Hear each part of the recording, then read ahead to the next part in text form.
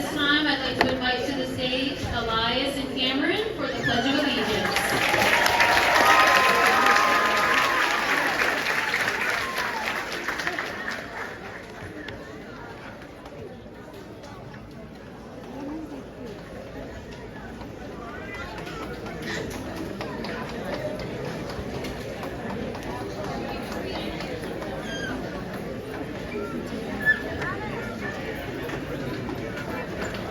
Everyone stand up for the Pledge of Allegiance.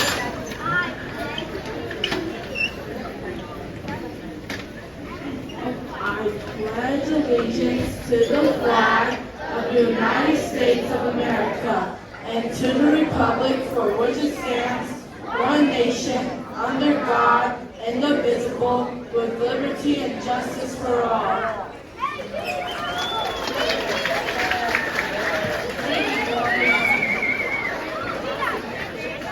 At this time, I'd like to invite to the stage Sula and Hannah for our welcome.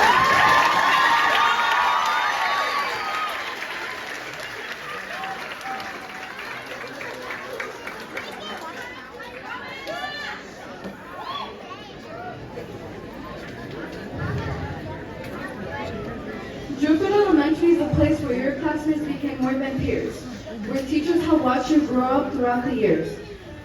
A place you learn about writing and science too. Geography, art, and math, just to name a few. It was here where you developed close friendships and saw some awesome places while on school field trips. And saw some awesome places while on school field trips. Now, we stand in the stage where many of you will perform for the very first time. As we remember, the place we learned to tackle group projects and write poetry that rhyme. Many of you will play on teams and wear your colors with pride. You will cheer on teammates, cooperate, achieve great things, and do so this time. One thing I'm sure about is that the years have flown by. It's hard to believe that it's time to say goodbye to a place that you have now outgrown and head to a place that is unknown. But don't worry at all, not one bit. I know y'all do well. You can handle it. I've seen you persevere and give all you have for giving. The journey is the best part and it's only the beginning. Congratulations!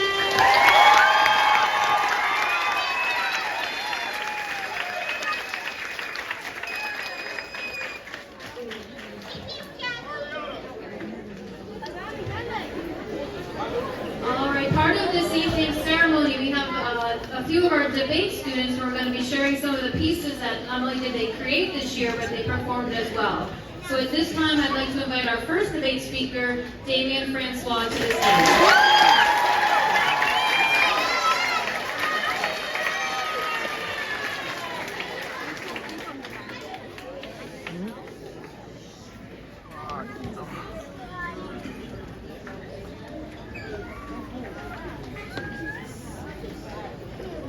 Good afternoon to my fellow debaters and judge. Please let me know when you are ready for me to begin. People have challenged each other's views for much of human history. However, the internet, particularly social media, has changed how, when, and where these kinds of interactions occur. To the number of people who can go online and call out others for their behavior, where words is a menace. It's never been easier to gather a group of people to join a feud or a brawl. A 2001 article published by the Pew Research Center states that the phrase cancel culture is said to have originated from a relatively obscure slang term. Cancel, referring to break up with someone, used in a 1980s song. This term was then referenced in film, television, and later evolved to gain traction on social media. Over the past several years, cancel culture has been a deeply contested idea in the nation's political discourse. There are plenty of debates over what it is and what it means, including whether it's a way to hold people accountable or a tactic to punish each other unjustly, or a mix of both. Some even argue that cancel culture does not even exist. Today I'll be discussing the topic of cancel culture, as well as sharing some ways in which this compact positively shapes our society. Number 1. Cancel culture and boycotting can be considered as a form of cultural boycotting. And Charlie Huddle famously said, if you don't have the ability to stop something through political meanings, what you can do is refuse to participate. Canceling is a way to acknowledge that you don't have to have the ability to stop something through structural equality. You don't even have to have the ability to stop something through public sentiments. But as an individual, you can still have the power beyond measures. Boycotts have been associated with civil rights movements, with the most famous perhaps being Montgomery Bus, which began in 1955, when Rosa Parks refused to sit in the back of an Alabama bus. Number 2, cancel culture gives a voice to disenfranchised individuals.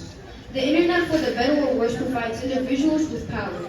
Social media and other platforms such as Reddit, YouTube, and Quora amplify the voices of marginalized people who may be minority, and some silence their own physical community. This amplification also allows others to become aware and support these minorities as allies. On July 2023, the Nation Library published results of a study that conducted that harm groups that may benefit from support, validation, and visibility. This is an episode of cancel culture that has an indirect positive effect on collective actions and collective power empowerment mediated by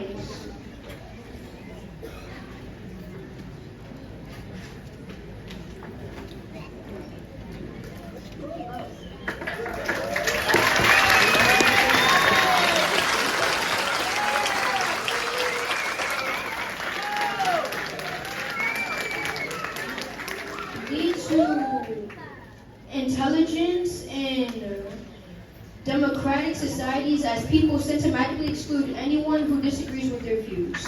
These problems must be acknowledged. However, it is also fair to say that cancel culture has been incredibly effective at sexism, racism, and any other type of abuse, harmful wrongdoing to others. Any other type of, from the Me Too movement to the Black Lives Matter to the Facebook's privacy breaches, as a society we must simply do better when it comes to respecting our differences and listening to the needs of minority groups and work towards a more united society in which people feel heard, validated, and respected.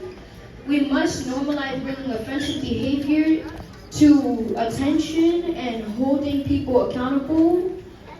An American author, Bell Hooks, once asked the following question: How do people hold other people accountable for wrongdoing and yet at the same time remain in touch with their humanity enough to believe in their capacity to be transformed? I can honestly say that I don't know the answer. However, as a society, we must do our best to answer it, to apply what we've learned, and to simply strive to be better, and to do better. Thank you for your time and attention.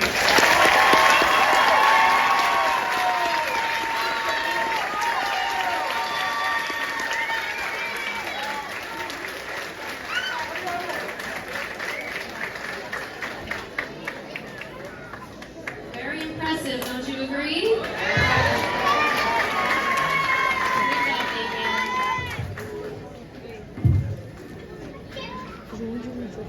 All right, good evening, parents, teachers, staff, students, and guests. Today we come together to celebrate the growth, the hard work, the incredible journey of the 5th graders at Driftwood Elementary. This is not just the end of the school year. It is the beginning of a new chapter, a new adventure, and a new story. As your principal, I've had the privilege of watching you grow in so many ways, not just academically, but emotionally, socially, and personally. This year, we've lived by a powerful theme that has resonated with me deeply. Individually, we are one drop. Together, we are an ocean. Each of you is a drop, one drop in the vast, beautiful sea of humanity. But as we've seen over the course of this year, when we come together, when we support one another, learn from each other, and embrace our differences, we create something much more powerful. We become an ocean, and you, the 5th grade class, have created something extraordinary this year. To the 5th grade students, I want to say how incredibly proud I am of you. You have worked so hard to get to this moment. You've conquered projects, faced tests, and navigated friendships. And through it all, you've done it with resilience, humor, and a spirit that will carry you through every challenge life throws your way. You are no longer just individuals. You are a force that will make an impact wherever you go. Remember this: you are capable of greatness. Never forget the strength that comes from working together. Never forget that you can make waves in the world, no matter how big or small. You will face new challenges in middle school, but always remember the ocean you've created here. When you lean on each other, you will rise together. To the parents, families, and teachers who have supported these amazing young people, thank you. Your love, guidance, and encouragement have shaped them into the individuals they are today. This journey wouldn't have been possible without you. And to our teachers, thank you for being the guiding lights and mentors who help our students find their path. You've created a space where our students felt safe to grow, to ask questions, to take risks. The impact you've had will echo in their lives for years to come. As you leave Driftwood Elementary and head into middle school, know that you carry with you the lessons of this year, that together you are stronger. Together you are an ocean. The future is full of endless possibilities. I have no doubt you will all continue to grow, continue to make waves, and continue to inspire. So, to our wonderful fifth graders, on behalf of the entire Driftwood Elementary family, I congratulate you. You have earned every moment of this celebration. Remember, no matter where life takes you, you are always part of this ocean, and you always have a home here. Congratulations, and may your journey ahead be as bright and vast as the ocean itself. Thank you.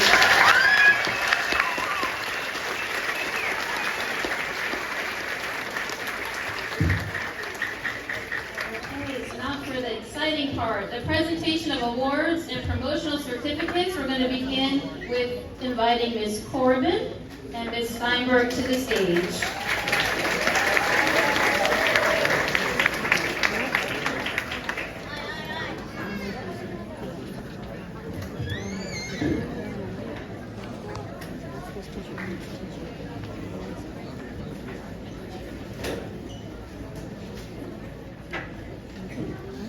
Good evening. First, we have Elias Billy.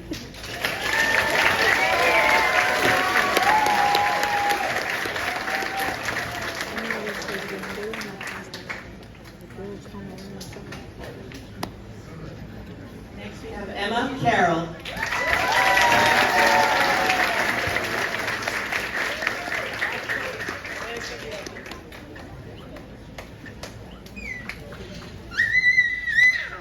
Cameron Oladehimbo.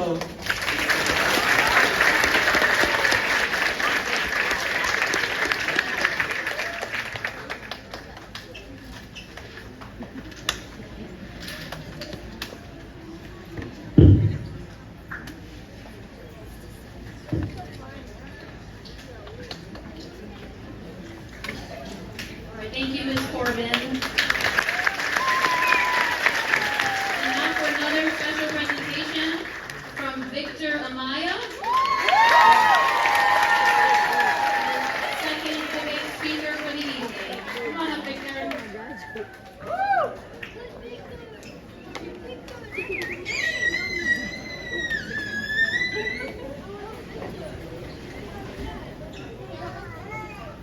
During a 2017 interview, Texas Representative Gene Green stated, "Every citizen votes should count in America, not just about a partisan insiders in the Electoral College." You see, the Electoral College was necessary when communications were poor, literacy was low, and voters lacked information about out-of-state figures, which is clearly no longer the case. From John Quincy Adams in 1824, to Rutherford B. Hayes in 1876, to Benjamin Harrison in 1888, George W. Bush in the year 2000, and Donald Trump in the year 2016. The individuals aforementioned are historical examples of presidents who lost popular vote, yet still managed to win the presidential election. By way of these examples, we learned that the way we elect president through the electoral college system is one of the most undemocratic ways of electing a head of state in the world.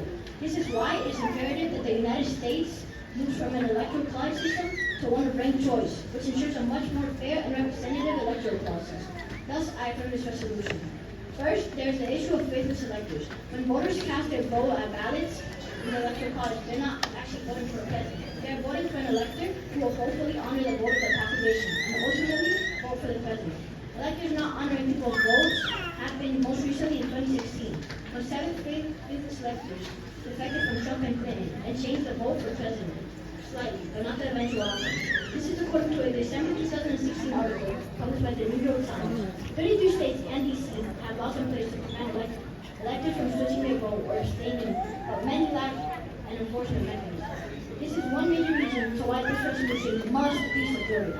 Ranked choice voting makes our democracy more equitable and gives voters more choice at ballot box.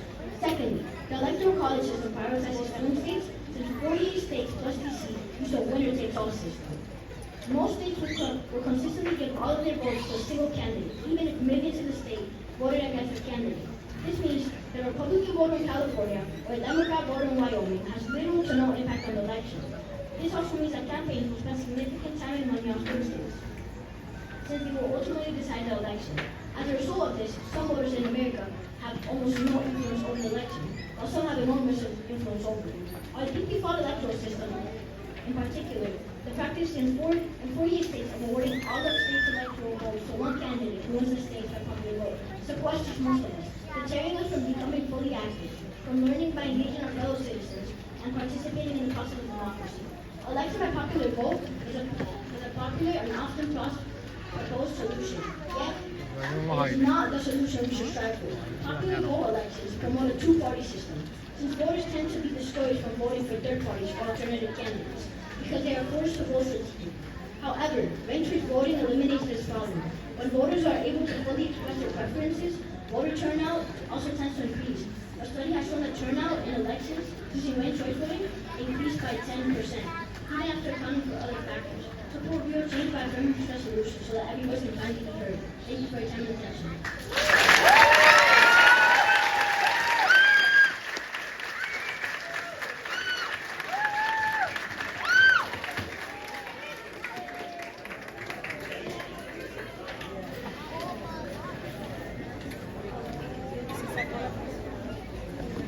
All right, at this time I'm going to invite to the stage Mrs. Warren Coleman, one of our 5th grade teachers.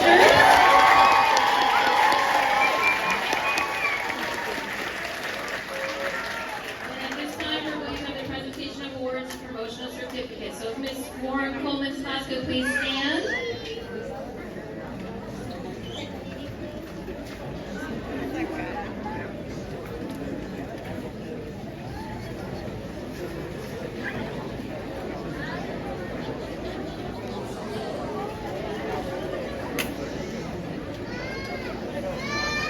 Alrighty, good evening, everyone.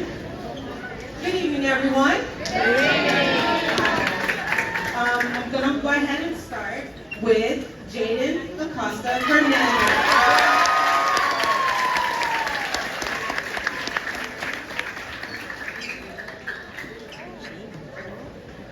Zarly Montea.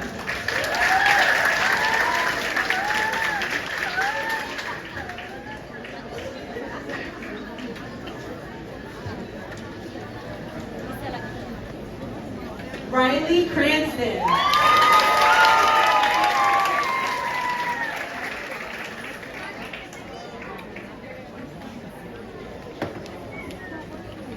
Briella Espinoza Garcia.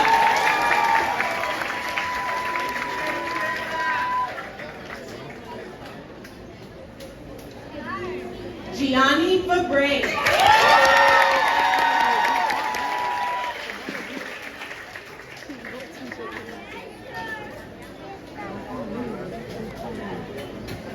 Damien Francois.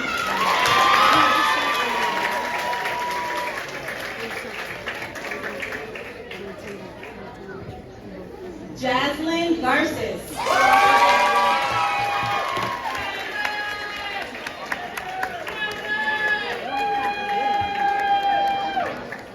Sophia Jerome.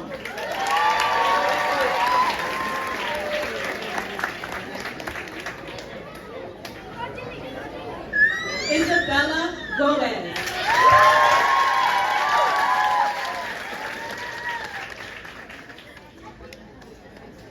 Talia Ingram.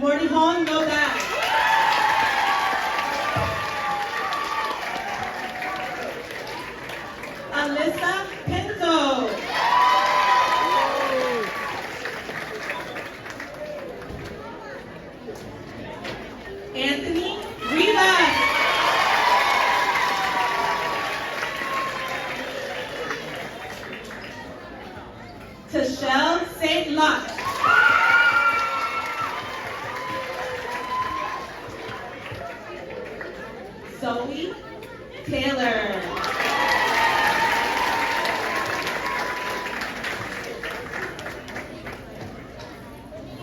Ivan Valdivieso.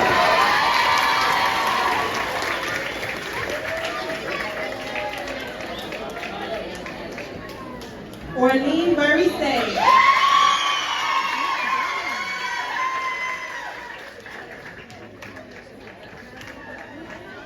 Sofia Veloz.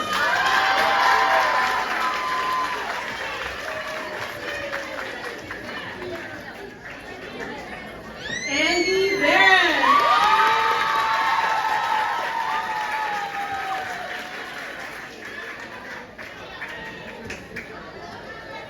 And Zephaniah White.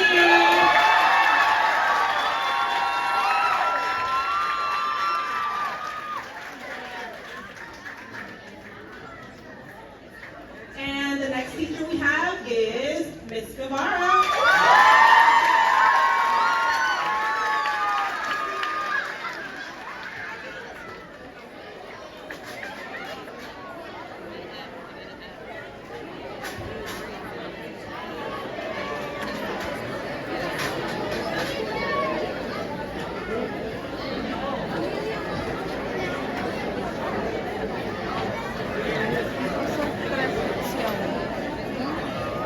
Victor Amaya.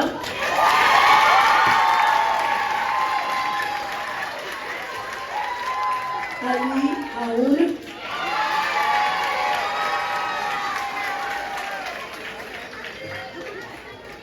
Mason Azarelli.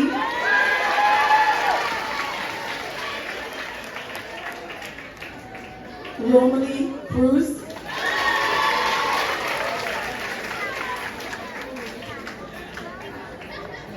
Beverly Justinat.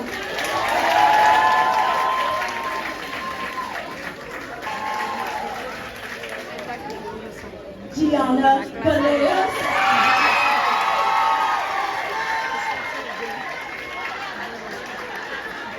Jonathan Gonzalez.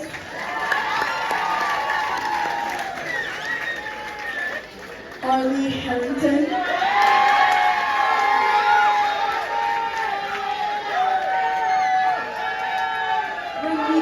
Judy.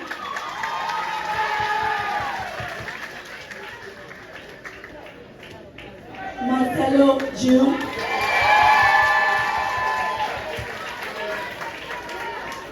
Jayla Joseph.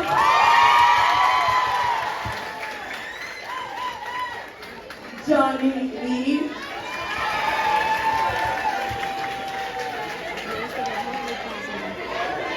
Amoy Liddell.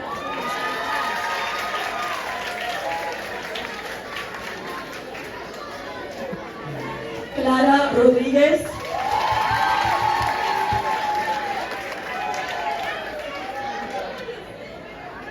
Ariana Romero.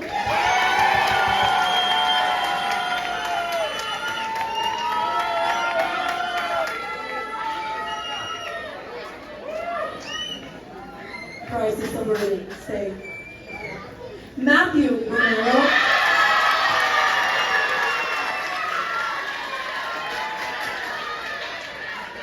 Vesper Sanders.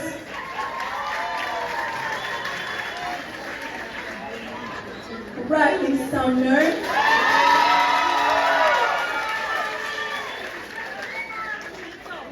Corbin Tyson.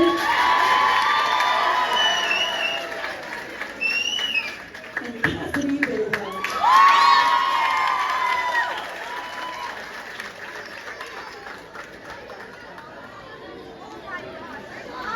As I always tell you guys, now it's just time to go move another mountain. Love you guys.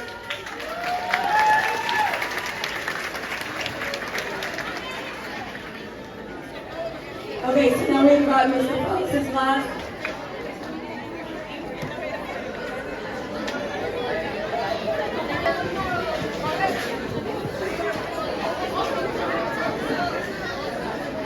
Are we ready? Okay. Starting with Juliet Alcala.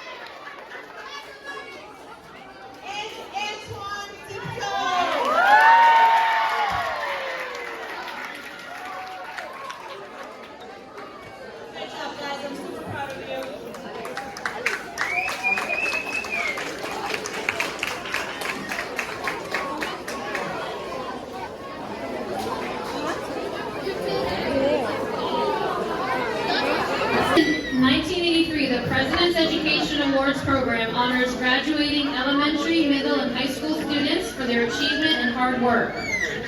The program has provided individual recognition from the President and the U.S. Secretary of Education to those students whose outstanding efforts have enabled them to meet challenging standards of excellence. Each year, thousands of elementary, middle, and high schools participate by recognizing deserving students. Today, we will recognize 24 fifth grade students whose hard work has earned them this honor. We will begin with the students receiving the President's Award for Educational Achievement Silver Seal. This certificate recognizes students who demonstrate outstanding educational growth, improvement, commitment, or intellectual development. Boys and girls, when I call your name, please come to the stage and please remain on the stage for a group picture. Taylor Baptiste.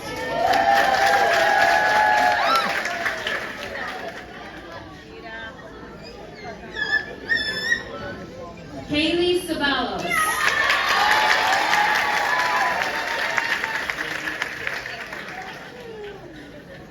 Anaya Cypress Morales.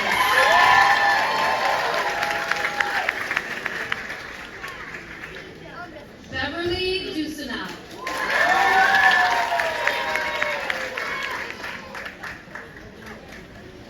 Hervey Dermerville, Jr.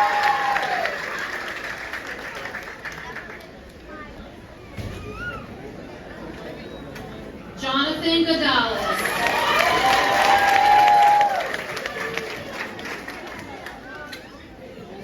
Bensua Gutierrez.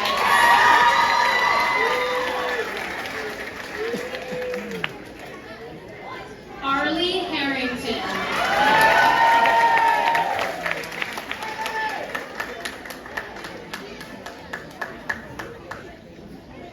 Ramika Judy.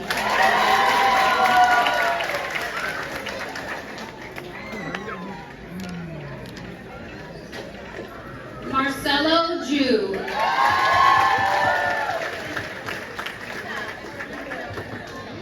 Adriana Melinda.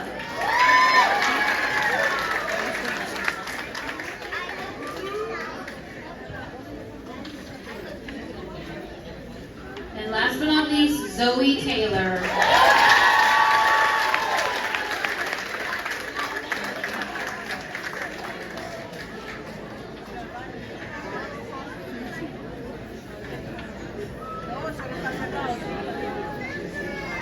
Let's give a round of applause for our Silver Award recipients.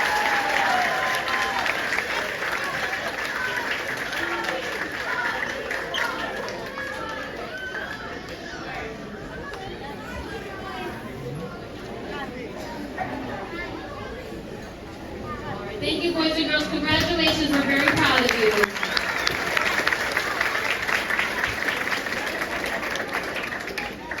You guys can go ahead and have your seats. Thank you. We will now recognize students receiving the President's Award for Educational Excellence, the Gold Seal.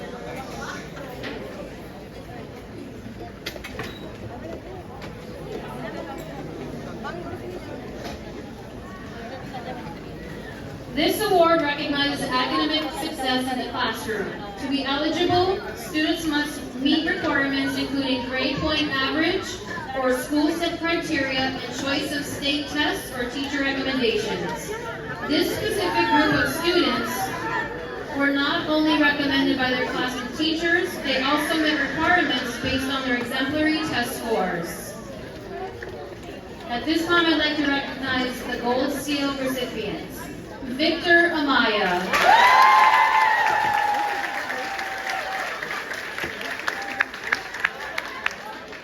Ali Aoun.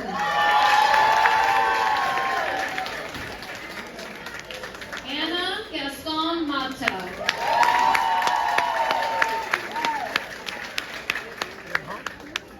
Michael Frachenko.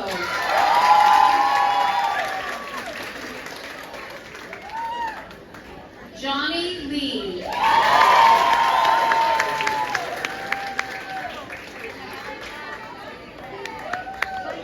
Clara Rodriguez.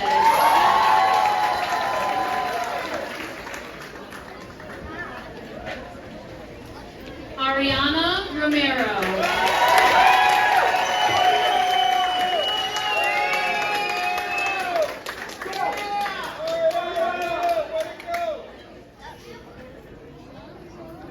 Matthew Romero.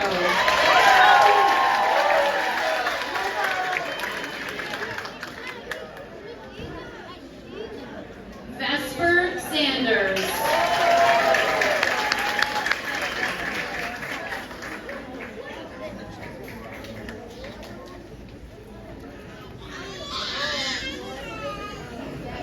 Corbin Tyson.